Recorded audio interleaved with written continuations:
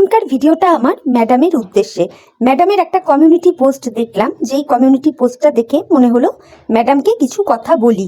অবশ্যই ম্যাডামকে রেসপেক্ট জানিয়ে ওনার কমিউনিটি পোস্টটা নিয়ে আমি অল্প কিছু কথা বলতে চাই।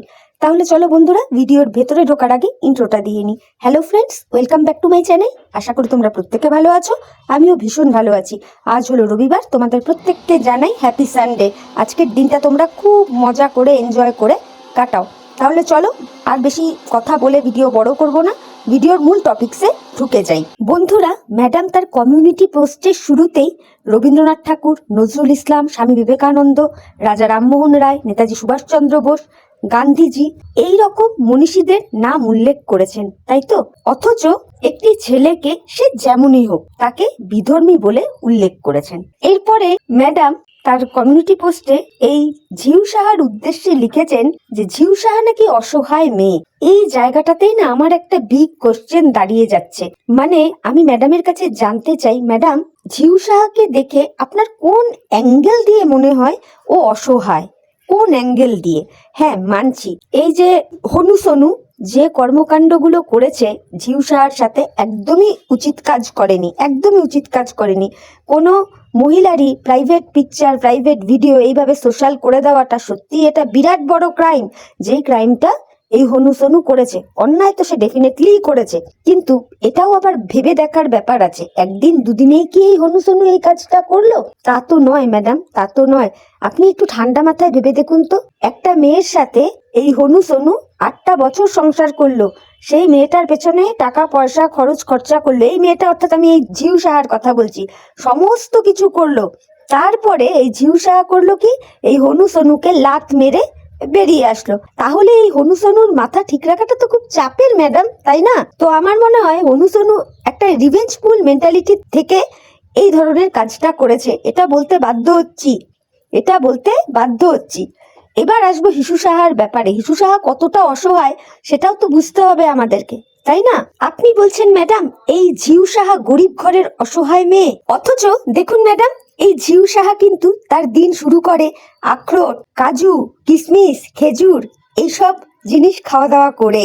এরপরেও আপনি বলবেন ও অসহায় মেয়ে, ও গরিব ঘরের মেয়ে? সিরিয়াসলি বুঝতে পারলাম না কোন অ্যাঙ্গেল থেকে আপনার মনে হলো ওকে অসহায়। বন্ধুরা, তোমাদের হয়তো মনে আছে ঝিউ সাহা তার ব্যাকগ্রাউন্ডে একটা চাদর টাইপের কিছু লাগিয়ে বেশ একটা অসহায় অসহায় মুখ করে বলেছিল না তার ভিডিওতে এসে, যে তাকে নিয়ে সোশ্যাল মিডিয়ায় বিভিন্ন রকম কুৎসা রটানো হচ্ছে, সে খুব অসুবিধার মধ্যে আছে, মানে হেল্পলেস, সে সেরকম দেখাচ্ছিল না? যা বাবা, হঠাৎ করেই দেখতে পেলাম, সত্যি ম্যাজিক, ম্যাজিকের মতো দেখতে পেলাম, সে একখানা ঝা চকচকে রুমে থাকতে শুরু করে দিল, এবং সেই রুমটাকে সে বলছে সিক্রেট রুম, এবং ওই রুম থেকে এই ঝিউ সাহা বিভিন্ন রকম রিলস মিলস দেওয়া শুরু করলো। এটা তোমরা তো প্রত্যেকেই জানো, ইভেন এখনো দেখতে পাও, তাই না? এবার ম্যাডামের কাছে আমার একটাই প্রশ্ন, ম্যাডাম আপনি নিজে বলুন তো, এই ঝিউ সাহা যেই রকম রুমে রয়েছে, যেই রকম খাওয়া দাওয়া দিয়ে তার ব্রেকফাস্ট শুরু করে সারাটা দিনের দিনচর্চা দেখায়, তাতে কি কোনো অ্যাঙ্গেল দিয়ে সত্যিকারের মনে হয় সে একটা অসহায়? এইরকম একটা লাইফস্টাইল করতে গেলে এর পেছনে তো একটা হিউজ অ্যামাউন্টের দরকার হয়, তাই না? আপনি আমার থেকে আরো ভালো জানবেন যারা অসহায় হয় না ম্যাডাম। আপনি তো একজন মানবাধিকার কর্মী, আপনি বিভিন্ন মানুষজন নিয়ে কাজ করেন। যারা প্রকৃত অসহায় হয় তারা 10টা টাকা রোজগারের জন্য না মাথার ঘাম পায়ে ফেলে দেয়। তাদের লাইফস্টাইল, তাদের চাল চলন, তাদের কথাবার্তা, তাদের চোখ মুখ দেখলেই বোঝা যায় যে সেই মেয়েগুলো কতটা অসহায়। হয়তো আপনি প্রতিনিয়তই সত্যিকারের এইরকম অসহায় মেয়েদের দেখেন, সেই জায়গায় আপনি নিজে বিচার করে বলুন তো, এই ঝিউ সাহাকে দেখে কোনো অ্যাঙ্গেল দিয়ে মনে হয় যে ও অসহায়? আর ওকে সিক্রেট রুমে থাকতে হয় কেন? কেন হয়? এখন হয়তো আপনি বলতেই পারেন ওই ছেলেটা ওর এত রকমের বাজে ফটো ভিডিও, ওর সম্পর্কে নানান রকম কথা সোশ্যাল মিডিয়ায় বলেছে, সেই জন্য এইভাবে রয়েছে, সেটা একটা ডিফারেন্ট দিক গেল। কিন্তু ওই যে আমি আগেই বললাম, এটা খুব বাস্তব কথা, একটা ছেলে একটা মেয়ের জন্য তার সর্বস্ব দিয়ে দিয়েছে, 8 বছর তার সাথে সম্পর্কে ছিল, তারপরে সেই মেয়েটা যদি তাকে লাথি মেরে চলে আসে, তার মধ্যে তো তখন রিভেঞ্জফুল মেন্টালিটি কাজ করবেই। সেই জায়গা থেকেই হয়তো এই হনু সনু এই ধরনের কাজগুলো করেছে। ডেফিনেটলি সে অন্যায় করেছে, বারংবারই বলবো। আপনিই বলুন না ম্যাডাম, এই ঝিউ সাহা যেই ধরনের খাওয়া দাওয়া, সাজগোজ, ইভেন তার জুতো কতটা দামি সে ইউজ করে সেগুলোও সে তার ভিডিওর দরুন বলছে। তাহলে কোনো অ্যাঙ্গেল দিয়ে মনে হয় এই মেয়েটি অসহায়। তো এইগুলোর পেছনে তো একটা হিউজ অ্যামাউন্ট দরকার হয়, এটা আশা করি আপনিও বুঝবেন। তাহলে এগুলো কি করে হচ্ছে? এই জায়গা থেকেই কিন্তু একটা বিরাট কোশ্চেন উঠে আসে, এই যে এই ঝিউ সাহা এত লাক্সারিয়াস ভাবে তার লাইফটাকে চালাচ্ছে, এই খরচ খরচাটা কে বহন করছে? এই ঝিউ সাহার পেছনে এত টাকা কে ঢালছে? অথচ আমরা দেখেছি এই ঝিউ সাহার বাপের বাড়ির অবস্থাও কিন্তু তেমন একটা অবস্থা সম্পন্ন নয়। প্লাস ঝিউ সাহা যখন ওই পেছনে চাদর ঝুলিয়ে অসহায় অসহায় মুখ করে কথা বলছিল, তখন যা তার গেট আপ ছিল, লুকস ছিল, সেই জায়গা থেকে আলাদিনের আশ্চর্য প্রদীপ পাওয়ার মতোই তার একটা ব্যাপার আর কি তার লাইফে ঘটেছে। একটা মানে আশ্চর্য থেকে আশ্চর্য রকমের বিষয়, মানে হঠাৎ করেই তার লাইফটাই যেন সম্পূর্ণভাবে চেঞ্জ হয়ে গেছে। ওই রকম একটা ঝা চকচকে রুমে সে থাকছে, তার খাওয়া দাওয়া, ঠাট বাট, পোশাক পরিচ্ছদ সবকিছুতে হিউজ পরিবর্তন। আশা করি ম্যাডাম এইগুলো জিনিস আপনারও চোখে পড়েছে। এরপরেও আপনার মনে হচ্ছে এই মেয়েটি অসহায়? আজকে সত্যিকারের অসহায় মেয়ে যারা হয় না, তাদের দেখলেই বোঝা যায়। ওই যে বললাম, আপনি তো একজন মানবাধিকার কর্মী, আপনি হয়তো আমার থেকে এই বিষয়গুলো আরো বেশি বুঝবেন বা জানবেন। তাদের না 10টা টাকা রোজগার করতে গেলে পেছন দিয়ে লাল, নীল, সবুজ, হলুদ ভ্যারাইটিস রকমের সুতো ম্যাডাম ঝুলে ঝুলে বেরিয়ে যায়। বুঝতে পেরেছেন? বাধ্য হলাম কথাটা বলতে, বাধ্য হলাম। তারপরে দেখলাম ম্যাডামের এই হনুসনুকে নিয়ে বিরাট প্রবলেম। আশা করি বন্ধুরা তোমরাও বুঝেছো, ম্যাডাম তাকে বিধর্মী বলছে। তো ম্যাডামের কাছে রিকোয়েস্ট করব যে এই ইউটিউবের প্ল্যাটফর্মে ধর্ম বিষয়টাকে না আনাটাই ভালো। হিন্দু মুসলিম এই সমস্ত বিষয়গুলো, ধর্ম নিয়ে কথা বলা, এগুলো না বলাটাই ভালো। আমরা এখানে প্রত্যেকেই ক্রিয়েটার, দ্যাটস ইট, তাই নয় কি? তো আজকে এই হনুসনুর যেই কাজগুলো করেছে, হনুসনু এই ঝিউ সাহার এগেনস্টে, সেগুলো কোনো মতেই সমর্থনযোগ্য নয়, কোনোভাবেই সমর্থনযোগ্য নয়। কিন্তু হনুসনু এই যে কাজগুলো করেছে এর পেছনেও যথেষ্ট কারণ আছে, যে কারণগুলো আমি একটু আগে বললাম। সেই জায়গায় ম্যাডাম আপনি বলছেন এই হনুসনু নাকি এই ঝিউ সাহাকে আটকে রাখতে চাইছিল। আটকে রাখতে কেন চাইবে বলুন তো?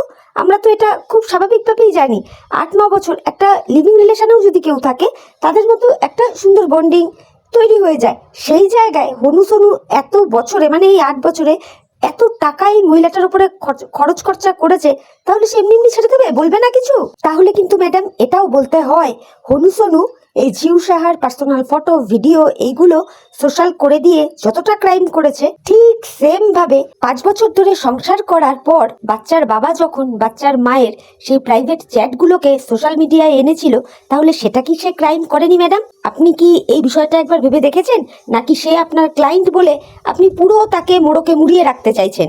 আজকে এইভাবে না আপনাকে বললাম আমি কথাগুলো। অবশ্যই আপনাকে আমি যথেষ্ট রেসপেক্ট করি, আপনার কথাবার্তায় একটা ডেপথ আছে, কিন্তু এই জিনিসগুলো আশা রাখি আপনি সবারটাই সমানভাবে বিচার করবেন, সেই জন্য আজকে কথাগুলো বলা। আরো একটা কথা ম্যাডাম আপনাকে আমি বলতে চাই, যখন আপনি ইউটিউবে ভিডিও করছেন তখন একজন কন্ট্রোভার্সি ক্রিয়েটার হিসেবে ভিডিও করুন না। শুধু শুধু ক্লায়েন্ট বলে কেন খামোখা ভিডিও করেন বলুন তো? ইউটিউবটা তো কোনো কোর্ট নয়, তাই না? কিন্তু আপনার ভিডিওতে বা আপনার লাইভেতে আপনি যেই ধরনের কথা বলেন না, তাতে ভীষণ একতরফা পক্ষপাতিত্ব মনে হয়। শুধু মনে হয় আপনি বাচ্চার বাবাকে, ঝিউ সাহাকে, এদেরকে গার্ড করতে চাইছেন। এদের বেলা আপনি ভীষণ ওয়ারিড, এদের নিয়ে কেউ কিছু বললে পরে আপনি তাদের একেবারে কেসের মালায় জর্জরিত করে ফেলবেন। অথচ আপনি নিজেকে প্রিটেন্ড করেন কি আপনি একজন মানবাধিকার কর্মী।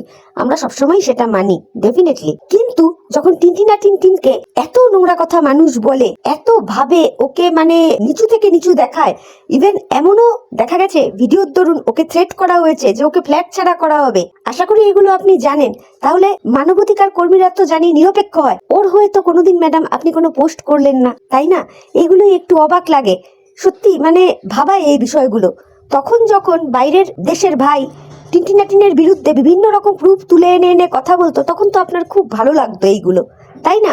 অথচ আজকে দাঁড়িয়ে যখন বাইরের দেশের ভাই আমাদের বাচ্চার বাবার নিয়ে কথা বলছে, সেটা হয়তো আপনি কোনোভাবে মেনে নিতে পারছেন না বা আপনার পছন্দ হচ্ছে না। বারবারই বলছি, দেখুন ম্যাডাম, আমার যেগুলো জিনিস ভেতর থেকে আসছে, যেগুলো আমি ফিল করছি, সেইগুলোই কিন্তু বলছি।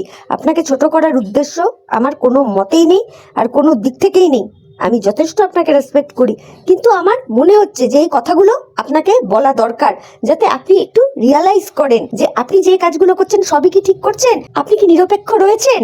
জাস্ট এইগুলো বলার জন্যই এতগুলো কথা আমি আজকে এই ভিডিওটাতে বললাম। টিনটিনাটিনের ব্যাপারে যখন কোনো কথা হয় তখন আপনার এই অ্যাগ্রেসিভনেসটা আমরা দেখতে পাই না ম্যাডাম, কিন্তু যতটা অ্যাগ্রেসিভ ভাবে আপনি কন্ট্রোভার্সি করতে চলে আসেন যখন এই মিত্রবাবুকে নিয়ে কথা হয়, অর্থাৎ এই বাচ্চার বাবা বা জিউসা বা এদেরকে নিয়ে যখন কথা হয়, তখন আপনি সাথে সাথে আপনার লাইভ খুলে বসে যান বা কমিউনিটি পোস্ট দেন।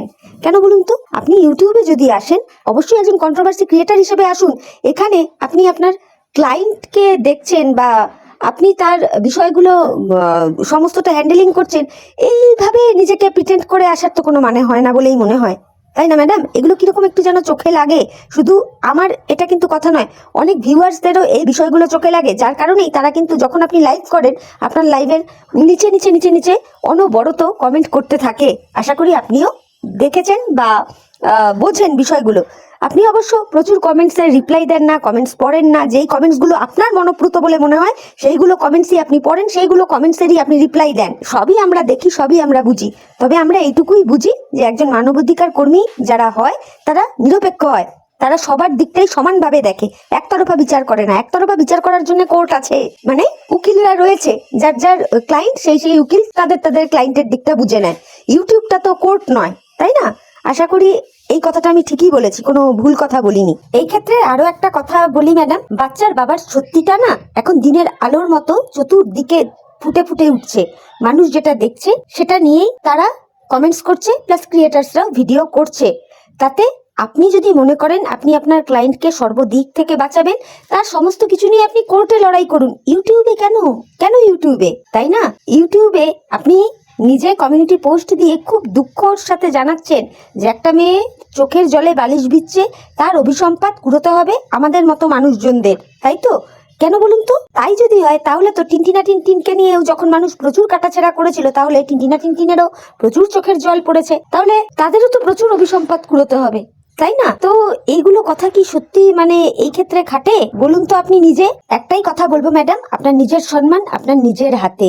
আপনি যেইভাবে কথাবার্তা বলছেন বা যেই ধরনের কমিউনিটি পোস্ট দিচ্ছেন, তাতে ওই বাঘ আসছে ব্যাপারটা যেন না হয়ে যায়। দেখবেন মানুষ আপনাকে রেসপেক্ট করে, শ্রদ্ধা করে, কিন্তু দেখবেন যে এরকমটা যেন না হয় যে আপনাকে মানুষ নিরপেক্ষ না ভেবে পক্ষপাতিত্ব করেন, এইরকম একটা তকমা লাগিয়ে দেয়। কেন বললাম? যেহেতু প্রত্যেকটা পদক্ষেপে দেখা যায় টিনটিনা টিনটিনের ব্যাপারে আপনি থাকেন উদাসীন। ওকে যত মানুষ যা খুশি বলুক না কেন, সেই বেলায় আপনি কিছু বলেন না, কিন্তু আপনি অ্যাগ্রেসিভ হয়ে চলে আসেন যখন এই বাচ্চার বাবাকে, জিউসাকে বা এদের ওরিয়েন্টেড যারা রয়েছে তাদের নিয়ে মানুষ যখন কথা বলে, তখন আপনি ভীষণ ভাবে অ্যাগ্রেসিভ ভাবে চলে আসেন। তো দেখবেন আপনার রেসপেক্টের জায়গাটা আপনি প্লিজ নষ্ট করবেন না, এটুকু রিকোয়েস্ট করবো আপনার কাছে। সত্যি কি আপনি কারো মুখ বন্ধ করতে পারবেন ম্যাডাম?